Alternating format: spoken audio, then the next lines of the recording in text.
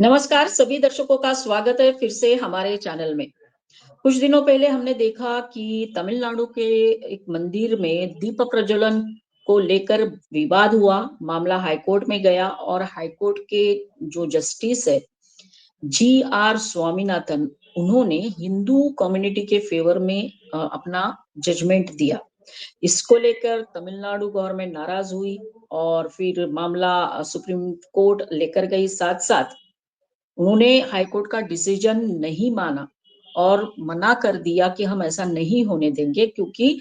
Harmony खराब होती है। इसके बावजूद स्वामीनाथन सर ने कुछ नोटिस भेजा है चीफ सेक्रेटरी तमिलनाडु के। आइए इसी के बारे में चर्चा करेंगे और हमने आमंत्रित किया है हमारे विशेष अतिथि सुप्रीम कोर्ट के लॉयर पंकज जोशी जी। सर आपका स्वागत है फिर से।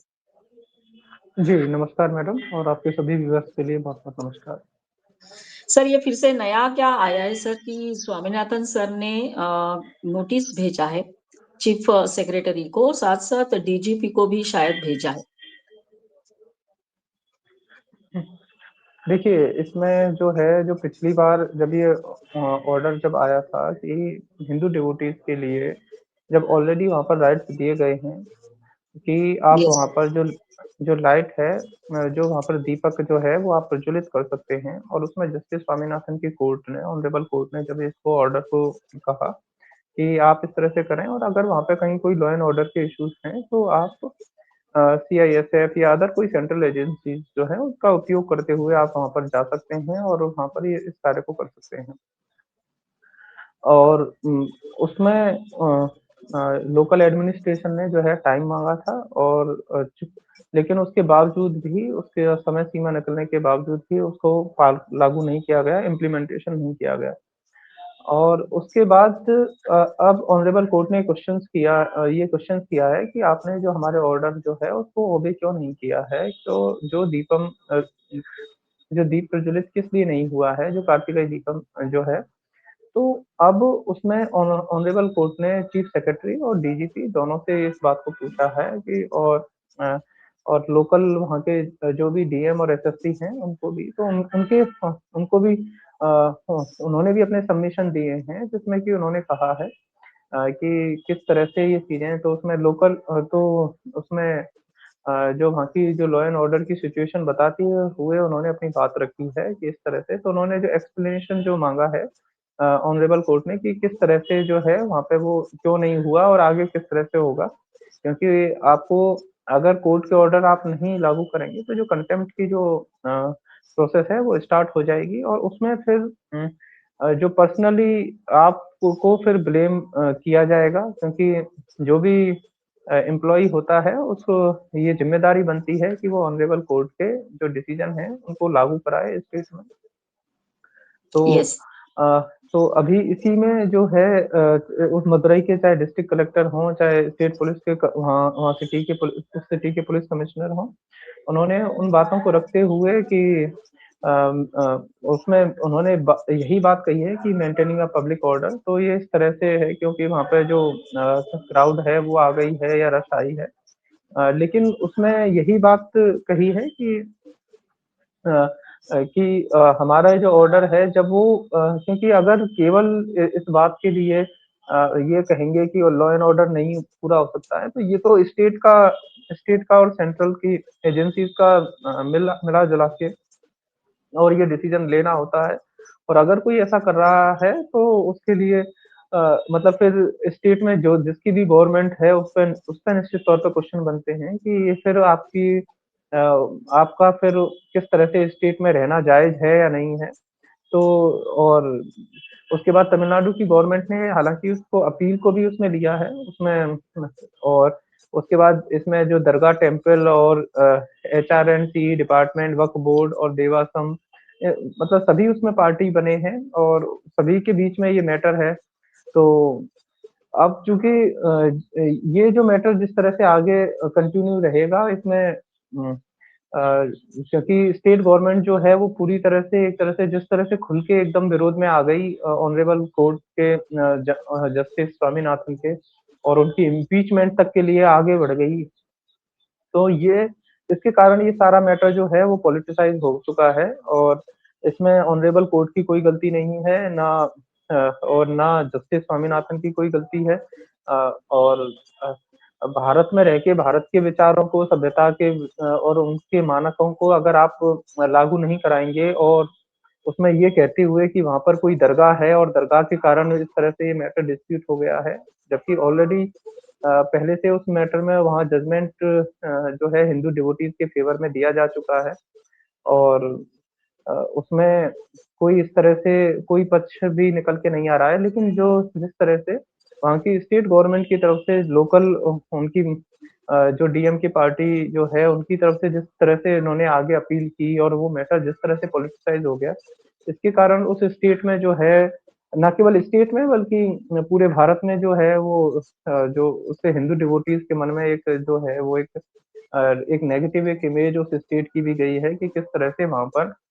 ऑनरेबल कोर्ट के जो है ऑर्डर को लागू नहीं कराया जा रहा है और निश्चित तौर पे इसमें ऑनरेबल सुप्रीम कोर्ट ने भी कोई इस तरह की कोई राहत नहीं दी है वहाँ की स्टेट गवर्नमेंट को और आगे जो एक तरह से जो टेम्पल्स पे जो गवर्नमेंट कंट्रोल जो है उसके क्या नेगेटिव एक इम्पैक्ट होते हैं, तो उससे ये दिखाई दे रहा है कि किस तरह से इस मैटर में दिखाई दे रहा है कि जितने भी इस तरह की जो गतिविधियाँ रहती हैं, जो Hindu religious and charitable endowments act के तहत, चाहे वो कोई भी स्टेट हो, उन सभी स्टेटों में जिस तरह से और टेम्पल को एक तरह से अपने कंट्रोल में लेने की जो एक स्टेट मशीनरी की जो आदत है और वहाँ किस तरह से उस टेम्पल के मनी को किस तरह से ये कहते हुए कि हम इससे आम जनता के लिए हित करेंगे, देखेंगे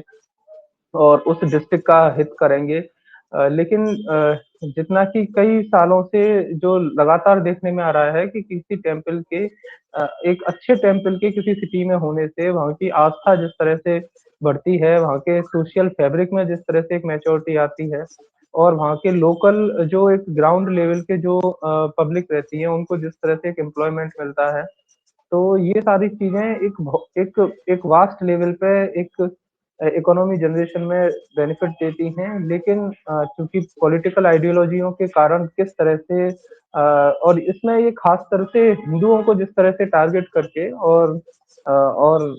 क्योंकि अगर उनके फ़ेवर में कोर्ट ऑर्डर कर रही है, लेकिन उसके बावजूद भी इम्प्लीमेंटेशन नहीं हो पा रहा है, ये अपने आप में बड़ी दुखद बात है कि इस तरह से ये क कब भारत में रह के और भारत के विचारों को कि कब बल मिलेगा तो ये इसके कारण अ, मतलब ये बड़ी आहत होने वाली बात है कि किस तरह से ये बात जो है आगे बढ़े। अब चूँकि अब इसमें आगे क्या क्या स्टेट के जो भी चीफ सेक्रेटरी या डीजीपी के अगेंस्ट क्या इसमें कंटेम्प्ट की प्रोसेस होगा या आगे उसमें क्या है, ये थोड़ा-सा कॉन्स्टिट्यूशनल थोड़े से इश्यूज़ हैं इसमें। निश्चित तौर यस। पे लेकिन आगे ज़रूर इसमें कुछ ना कुछ एक ठोस कार्रवाई ज़रूर निश्चित आगे होगी क्योंकि ऑनरेबल कोर्ट के डिसीजंस जो भी हैं उनको लागू करना, करवाना ये कंपल्सरी होता है और अगर इसमें आगे कहीं कुछ होता है तो निश्चित तौर पे कार्रवाई फिर जो भी कर्मचारी हैं उनके खिलाफ निश्चित तौर पे होगी। हाँ सर, ये तो बिल्कुल है। आपने जो कहा ये हम सर्वसामान्य लोगों का यही मानना है कि जब हाई कोर्ट ने ये डिसीजन दिया, तो सुप्रीम कोर्ट में ये मामला तमिलनाडु सरकार लेकर गई। तो क्या सर इसके बावजूद जो जस्टिस स्वामीनाथन है, उन्होंने जो नोटिफिकेशंस जारी किए हैं, तो उसके ऊपर वो काम करेंगे सर? ये कह सकते हैं ना कि मामला तो अभी सुप्रीम कोर्ट में है। नहीं, सुप्रीम कोर्ट की तरफ से ये कहा गया है कि वो हाई कोर्ट ने कोई ऐसा कोई अगेंस्ट कोई ऑर्डर इस तरह से नहीं है और कोई सुप्रीम कोर्ट से कोई रिलीफ मिला नहीं है। जहाँ तक अच्छा। स्पेशली जैसे अब जहाँ जहाँ तक कोई स्पेशली तमिलनाडु की जो बात करते हैं क्योंकि लगभग इस चैरिटेबल एंडाउमेंट एक्ट के थ्रू तमिलनाडु में लगभग 36 साढ़े 36,000 टेम्पल्स जो हैं वो इस एक्ट में आते हैं जिसमें मठ भी हैं, रिलीजियस और जो एक्टिविटी है जो टेम्पल्स हैं वो सभी इसमें आते हैं और जो ट्रस्ट भी हैं वो इसके तहत आते हैं। तो लगभग यस। इन सभी गतिविधियों को जिस तरह से जो गवर्नमेंट ने वहाँ पर एडमिनिस्ट्रेशन ने, जो तमिलनाडु की गवर्नमेंट है उसने जिस तरह से किया हुआ है, क्योंकि क्योंकि अभी वहाँ पर डीएमके पार्टी की गवर्नमेंट है और उनके जो भी वहाँ पर प्रिंसिपल सेक्रेटरी हैं या जैसे मिनिस्टर हैं, वो जो एक ओपिनियन रखते हैं, क्योंकि कहीं से कोई भी ऑर्डर होता है, चाहे सेंट्रल गवर्नमेंट की तरफ से हो, चाहे स्टेट गवर्नमेंट की तरफ से हो, चाहे हाई कोर्ट या सुप्रीम कोर्ट की तरफ से हो, तो एंड ऑफ द डे जो इम्प्लीमेंटेशन एजेंसी है वो स्टेट गवर्नमेंट की ही होती हैं। और उसमें अपनी नौकरी की ट्रांसफर पोस्टिंग की बात कर लीजिए, चाहे नौकरी बचाने की बात कर लीजिए, तो उसमें जिस तरह से जो स्टेट मशीनरी है वो अ अपने मिनिस्टर की तरफ या उस पार्टी का झुकाव जिस तरह से रुझान देखते हुए काम करते हैं, तो उसके कारण ये चीज़ें जो हैं वो थोड़ी पॉलिटिसाइज़ हो जाती हैं और उसी के कारण ये जो मैटर जो है वो इतना इसमें हाई प्रोफ़ाइल हो गया, क्योंकि डीएमके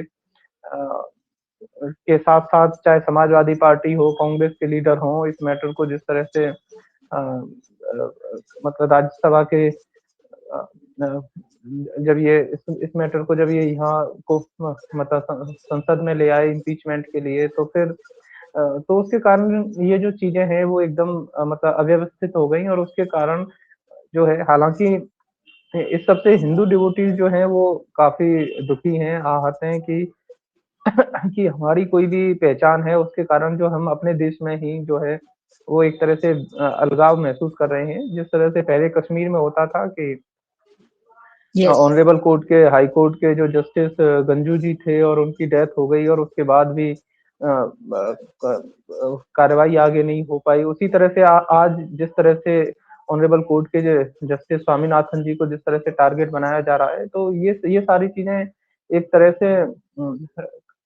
कम से कम स्टेट के हिसाब से या अपने कंट्री के हिसाब से ये निश्चित तौर पे बड़ी आहत करने वाली चीज़ें हैं। लेकिन इसमें ऑनरेबल कोर्ट काफ़ी टफ डिसीजन ले रही है और सुप्रीम कोर्ट ने भी जिस तरह से ऑनरेबल जस्टिस स्वामीनाथन को जिस तरह से सपोर्ट किया है, तो इसमें मुझे तो नहीं लग रहा है कि आगे कहीं बहस इसमें क्योंकि निश्चित तौर पे हिंदू पिलग्रिम्स जो हैं वो अपने स्टैंड पे क्लियर हैं और उनके फ़ेवर की ही चीज़ें हैं और चाहे कोर्ट के जजमेंट्स के अकॉर्डिंग, चाहे पेपर के अकॉर्डिंग सभी वो उनके फ़ेवर में हैं, तो निश्चित तौर पे जो आगे कार्रवाई होगी तो वो एक पॉज़िटिव वे में ही होगी। Yes sir. सर इतना ही नहीं सर, लोकसभा के सत्र में गृह मंत्री हमारे जो है अमित शाह जी, उन्होंने भी ये मुद्दा उठाया कि किस तरह से विपक्ष जो है एक इम्पीचमेंट ला रही है एक जस्टिस के खिलाफ जिन्होंने एक जजमेंट दिया है। तो ये सर ये मामला सर लोकसभा में भी आ गया। ये विरोधी पक्ष ने जो भी किया उससे लेकर। हाँ, निश्चित तौर पे और माननीय गृहमंत्री जी ने इस बात को बड़े ज़ोर-शोर से उठाया था कि किस तरह से Congress party, DMK party, Samajwadi party और ये सभी लोग किस तरह से किसी जस्टिस के पीछे पड़ जाते हैं, अगर कहीं पर हिंदू सभ्यता की बात होती है, कोई विचार की बात होती है, किसी मंदिर की बात होती है और मंदिरों यस। पे जो जो भी कंट्रोल रहा है, वो इन्हीं इन्हीं पार्टियों की और इन्हीं की सोच के कारण रहा है कि किस तरह से जो मंदिरों का पैसा है, उसको किस तरह से हड़पा जाए। हुँ। और कहीं भी लॉ एंड ऑर्डर के नाम पे या एक तरह से हम उसे और अच्छा बनाएँगे, व्यवस्थित बनाएँगे और इस तरह से करके किस तरह से जो है उस मंदिर की पूरी जगह पे किस तरह से उसमें एक अपने लिए एक स्थान ढूँढना, एक जगह ढूँढना और उस मंदिर से जुड़े जो भी उस मठ से जुड़े जो भी संत हैं या गुरु हैं या आचार्य हैं या ब्राह्मण हैं, उनको एक तरह से डाउन हमेशा महसूस कराते रहना और उसके बाद ये कहना कि ये तो व्यवस्था ही नहीं देख सकते हैं। तो और उसके बाद उस पैसे के लिए एक तरह से उनको चोर या ठग साबित करके बताते रहना कि ये तो उस मंदिर का जो है उसको नहीं कर सकते हैं। हम इस तरह से चूँकि आईएएस बन गए हैं, तो हम ही इसकी व्यवस्था को देख पाएँगे। तो ये जो एक मेंटालिटी या एक जो एक एक एक उनके दिमाग के जो बैक में जो चलता है, उसमें लास्ट में चीज़ें वही निकल के आती हैं और अब ये पता भी चल रहा है कि किस तरह से जो एडमिनिस्ट्रेशन है, वो पूरी तरह से फेल हो चुका है। क्योंकि अब जैसे इस तमिलनाडु के मुद्दे में अगर कोई दरगाह पास में बनी हुई है, तो अगर वक्फ बोर्ड ने अगर ये कह दिया कि वहाँ पर हमारा भी रोल है, तो आप बताइए वहाँ पे उस स्टेट में आप दीपक नहीं जला पा रहे हैं, तो यस। आप आने वाले टाइम में किस तरह से अपनी चीज़ों को बचाएँगे या सेव करेंगे? तो एक छोटा-सा डिपार्टमेंट वक्फ बोर्ड का इतना हाई हो जाता है और बाकी के मतलब मतलब तो इसके कारण ये जो चीज़ें हैं ये बड़ी टिपिकल हैं और इसमें और ऐसा नहीं है कि कहीं कोई विदेश से या कहीं कोई दूसरी जगह से, ये केवल अपने होमलैंड में, अपने इंडिया में जो विरोधी मानसिकता के जो लोग हैं, जो हमेशा हिंदू डिवोटीज़ को टारगेट करके चलते हैं और अपने आप को एक तरह से जो एक इंग्लिश मैन जो इनके दिमाग में जो हर समय घर करके रहता है कि जिसमें कि सबसे पहले टारगेट करना हिंदुओं को होता है, हिंदुओं को क्रिमिनलाइज़ करना होता है, हिंदुओं को क्रिमिनल बोलना होता है, हिंदुओं की आइडियोलॉजी को खराब साबित करना होता है। तो ये उसी का परिणाम है। इसमें भी जस्टिस स्वामीनाथन पे जिस तरह से टीका-टिप्पणियाँ की जा रही हैं, जो मीडिया में आ रही थी, कि उनके त्रिपुंड लगाने के ऊपर किस तरह से उल्टा-सीधा बोला जा रहा है, उनकी वेशभूषा को लेके बोला जा रहा है, उनकी कास्ट को लेके बोला जा रहा है। तो ये सारी जो चीज़ें हैं और इसमें जो विपक्ष के लोग हैं, जो इंडिया गठबंधन है, वो जिस तरह से बढ़-चढ़ के आगे आता है और उस उनके फ़ेवर में जो भी सीनियर चाहे एडवोकेट्स हों, चाहे रिटायर्ड जजेस हों और जिस तरह से उन्होंने जो कार्यवाही जिस तरह से एक अति उत्साह में आके की है और अ, तो आज का समय एक सोशल मीडिया का समय है, तो ऐसा नहीं है कि उनके ऑनरेबल कोर्ट के फ़ेवर में भी लोग बोल रहे हैं। Honourable court yes. के साथ गवर्नमेंट भी खड़ी है, स्ट्रॉन्ग पोज़ीशन के साथ खड़ी है और अ, तो अ, ये तो अब चीज़ें तो हैं, चीज़ें तो काफ़ी बदल चुकी हैं। अभी तो ऐसा ऐसा बिल्कुल नहीं है कि कांग्रेस पार्टी जो चाहे वो करा लेगी। तो राइट। किसी अ, ये इंदिरा गांधी जी के समय में हुआ था कि आप आपके खिलाफ अगर ऑर्डर आता है तो भी आप उसको पलटने की ताकत रखते हैं या इमरजेंसी लगाने की ताकत रखते हैं। तो अभी माननीय प्रधानमंत्री मोदी जी की सरकार है, तो अभी तो ऐसा कहीं कोई दिखाई नहीं दे रहा है और अगर अगर डीजीपी या चीफ सेक्रेटरी इस ऑर्डर को नहीं करेंगे आगे, तो निश्चित तौर पे उनके अगेंस्ट जो कार्रवाई है वो ऑनरेबल कोर्ट ज़रूर करेगा और और स्टेट में भी अ, जो वहाँ की जनता है वो निश्चित तौर पे डीएमके को कम वोट देकर और ये सबक ज़रूर सिखाएगी कि किस तरह से जो आप हिंदू डिवोटीज़ को क्योंकि वो भी तो आप ही के हैं, आपके स्टेट के हैं, आप हर समय उत्तर या दक्षिण भारतीय के बीच में जो एक डिफरेंसेस की राजनीति जिस तरह से करते हैं या या तमिल लैंग्वेज के नाम पे जिस तरह से राजनीति करते हैं, लेकिन जहाँ कुल मिला के उसमें जब जहाँ आपके हिंदू डिवोटीज़ हैं, आप उनके जो राइट्स हैं, उनका आप पालन अपने स्टेट में नहीं करा सकते हैं, तो ये फिर इस बात से तो सभी हैं कि आपका जो है उसमें कहीं न कहीं आपकी जो नीयत जो है उसमें कहीं न कहीं खोट है और यस। तो ये वहाँ तो के स्टेट भारतीय जनता पार्टी के लीडर हों, चाहे हमारे माननीय गृह मंत्री जी हों, सभी ने इस मामले को जोर-शोर से उठाया है और आगे जो है इसमें निश्चित तौर पे भारतीय जनता पार्टी जो है वो निश्चित रूप से और आगे जो है वो और इसको क्योंकि जिस तरह से कोर्ट ने जो टफ डिसीजन लिया है और नेशनल पार्टी बीजेपी भी अपना इसमें स्टैंड एकदम क्लियर कर चुकी है, तो और चीज़ें अब पहले से काफ़ी अलग हैं, तो ऐसा नहीं है कि ये चीज़ें हो पाएँगी और बस तो इसमें और आगे देखने को जैसा भी होता है, वो आगे चीज़ें और क्लियर हो जाएँगी। यस। तो एनीवे सर, हम ये कह सकते हैं कि जिस तरह से विपक्ष अपना रवैया दिखा रहा है, उसके अपोजिट में चाहे सरकार हो या खुद जस्टिस स्वामीनाथन क्यों ना हो, वो बिल्कुल खड़े हैं, अड़िग है और जो डिसीजंस वो दे रहे हैं वो देखते हुए थोड़ी बहुत आशा हमारे दिल में है कि अब कोर्ट हमारी तरफ से भी कुछ डिसीजंस दे रही है। तो आज इस बात के ऊपर आपने सर हमारे साथ चर्चा की, इसके लिए हम आपको धन्यवाद देना चाहेंगे। सभी दर्शकों को कहेंगे कि हमारा ये वीडियो जरूर देखिए, लाइक करिए, कमेंट करिए, शेयर करिए और हमारे चैनल को सब्सक्राइब जरूर करिए और हमें सपोर्ट करते रहिए। धन्यवाद सर, वंस अगेन जय हिंद, वंदे मातरम। जी, आपने मुझे समय दिया इसके लिए आपका भी बहुत-बहुत धन्यवाद। जय हिंद, वंदे मातरम।